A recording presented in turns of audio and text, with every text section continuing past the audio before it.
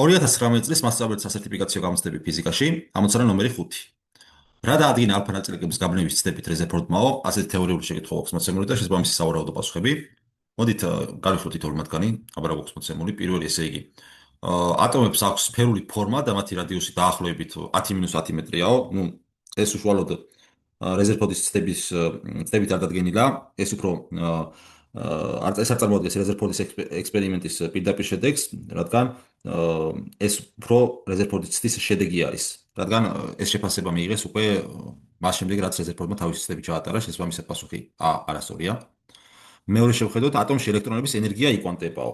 ხო, ეს არასწორია, რადგანაც ეს ეკუთვნის უკვე ნილს ბორის მოდელს, ხოლო რეზერფორდის მოდელი სისტემის კვანტიზაციას არ შეიცავდა. ანუ ბეც არასწორია. რაც შეეხება G-ს, აბა გევნახოთ, ალფა ნაწილაკები დადებითადაა დამუხტული. ხო, ესეც არასწორია, რადგან ეს ფაქტი უკვე ცნობილი იყო თვითონ რეზერფორდის ექსპერიმენტამდე და შესაბამისად ეს რეზერფორდს ეს არ აღმოუჩენია, არამედ ეს ფაქტი უბრალოდ მან გამოიყენა თვითონ თავისი ცდის ჩატარების დროს. შესაბამისად კეც არ იქნება. დევნახოთ, ატომში დადებითი მუხტი მოთავსებულია მის ძალიან მცირე ნაწილში.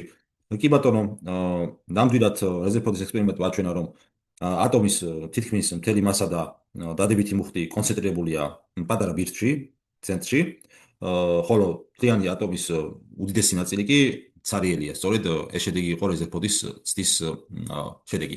შესაბამისად პასუხი არის D და მოდი ეს ვნახოთ, ატომში ელექტრონების იმპულსის მომენტის T კვანტება.